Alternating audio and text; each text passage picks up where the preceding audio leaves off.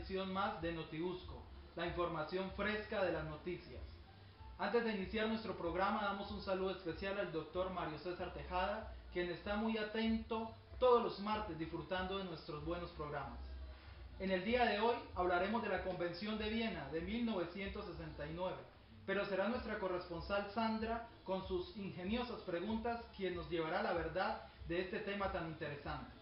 Estamos en exclusiva desde Viena para Notibusco con el doctor Manuel Iuris, especialista en Derecho Internacional, autor de 10 libros en el tema y en videos en YouTube de todo tipo, quien habla 3 idiomas, español, francés y titirité, o sea, el idioma de los títeres.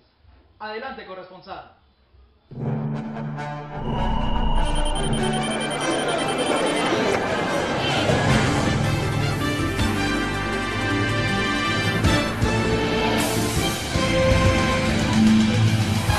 Con el doctor Manuel, especialista en Derecho Internacional de la Universidad Sorbona de París. Bonsoir, comment allez-vous? Bien, pero hablemos en español. Pardon, profesor. Queremos saber sobre la Convención de Viena. Sí, claro, estoy atento a sus cuestiones. Cuéntenos, por favor, sobre la historia de la Convención. La Convención de Viena sobre el Derecho de los Tratados fue suscrita en Viena, Austria, el 23 de mayo de 1969 y entró en vigencia el 27 de enero de 1980. Fue elaborada por una conferencia internacional reunida en Viena sobre la base de un proyecto preparado durante más de 15 años de trabajo por la Comisión de Derecho Internacional de las Naciones Unidas. Su objetivo fue codificar el derecho internacional consuetudinario de los tratados y además desarrollarlo progresivamente. ¿Qué es la Convención de Viena? Es un tratado internacional por el que los estados establecen acuerdos entre ellos bajo términos y estipulaciones claras y precisas.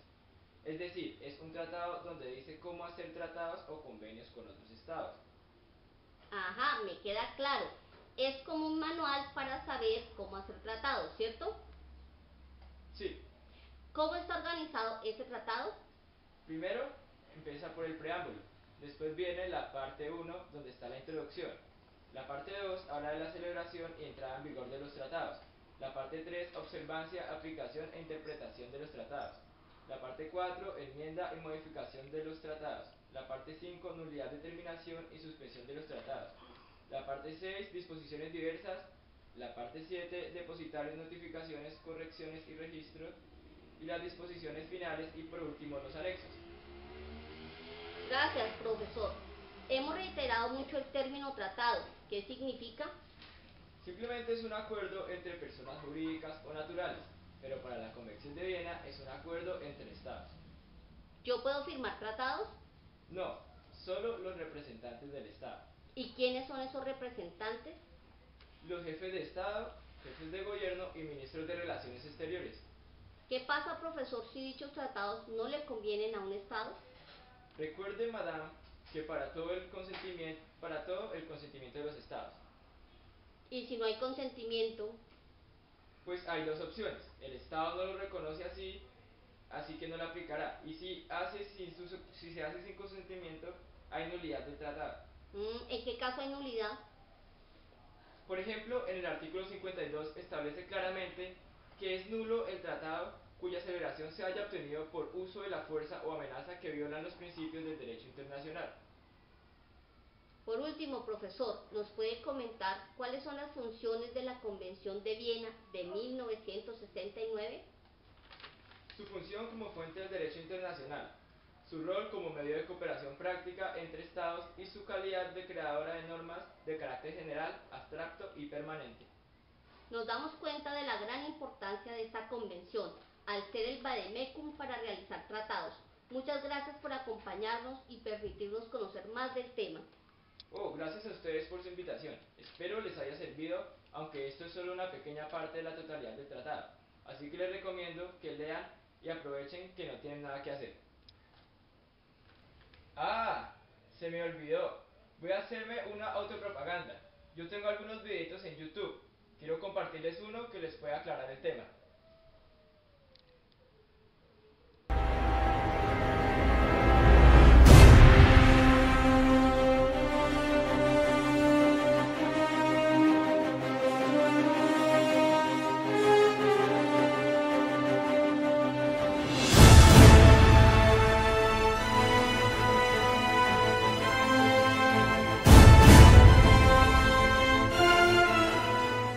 Etapas de adopción de un tratado internacional en Colombia.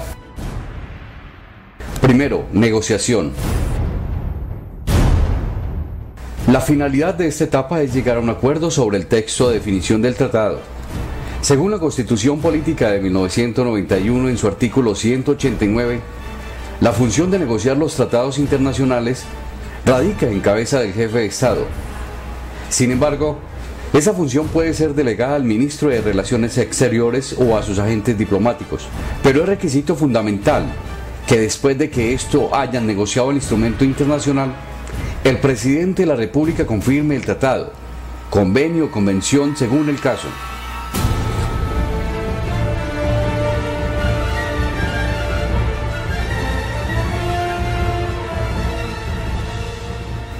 Segundo, aprobación en el Congreso de la República. Es a este organismo a quien le corresponde aprobar o improbar los tratados internacionales que el gobierno gestione. Así, la Constitución de 1991 lo estableció en el artículo 157. El procedimiento para incorporar a nuestro derecho interno, mediante la expedición de una ley, un tratado internacional, bajo los siguientes puntos. A. Haber sido publicado oficialmente por el Congreso antes de darle curso en la comisión respectiva. B. Ser aprobado en primer debate en la comisión permanente de cada Cámara. Sin embargo, el reglamento del Congreso podrá determinar los casos en los cuales el primer debate se surtirá en sesión conjunta de las comisiones permanentes de la Cámara. C. Haber sido aprobado en segundo debate en cada Cámara. D. Obtener la sanción presidencial. Una vez sancionada, el Gobierno Nacional debe remitirla a la Corte Constitucional.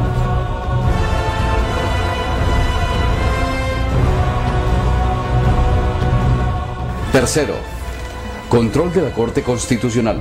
De acuerdo con el artículo 241 de la Constitución Política, a la Corte le corresponde la guarda de la integridad y supremacía de la Constitución.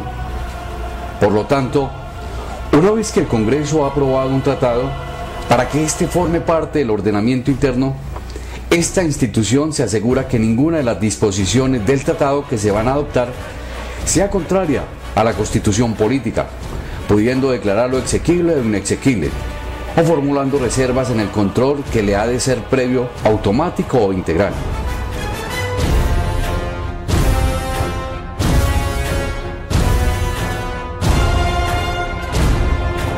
Cuarto, ratificación. Estos tratados no se consideran como leyes internas mientras no hayan sido perfeccionados por el gobierno en su carácter de tales, mediante el canje de ratificaciones o el depósito de instrumentos de ratificación.